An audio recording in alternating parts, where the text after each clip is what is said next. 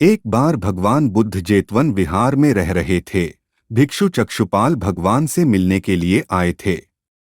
उनके आगमन के साथ उनकी दिनचर्या, व्यवहार और गुणों की चर्चा भी हुई।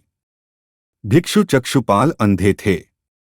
एक दिन विहार के कुछ भिक्षुओं ने कुछ मरे हुए कीड़ों को चक्षुपाल की कुटी के बाहर पाया और उन्होंने चक्षुपाल की निंदा करनी शुरू कर दी कि उन्होंने इन जीवित प्राणियों की हत्या की।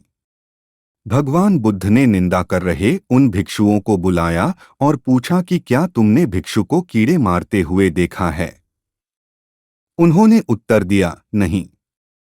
इस पर भगवान बुद्ध ने उन साधकों से कहा कि जैसे तुमने उन्हें कीड़ों को मारते हुए नहीं देखा, वैसे ही चक्षुपाल ने भी उन्हें मरते हुए नहीं देखा और उन्होंने कीड़ों को जानबूझकर नहीं मारा है, इसलिए उनकी भर्त्सना करना उचित नहीं है। भिक्षुओं ने इसके बाद पूछा कि चक्षुपाल अंधे क्यों हैं? उन्होंने इस जन्म में अथवा पिछले जन्म में क्या पाप किए? भगवान बुद्ध ने चक्षुपाल के बारे में कहा कि वे पूर्व जन्म में एक चिकित्सक थे। एक अंधी स्त्री ने उनसे वादा किया था कि यदि वे उसकी आंखें ठीक कर देंगे तो वह और उसका परिवार उनके दास बन जाएंगे। स्त्री की आंखें ठीक हो गईं, पर उसने दासी बनने के भय से यह मानने से इनकार कर दिया।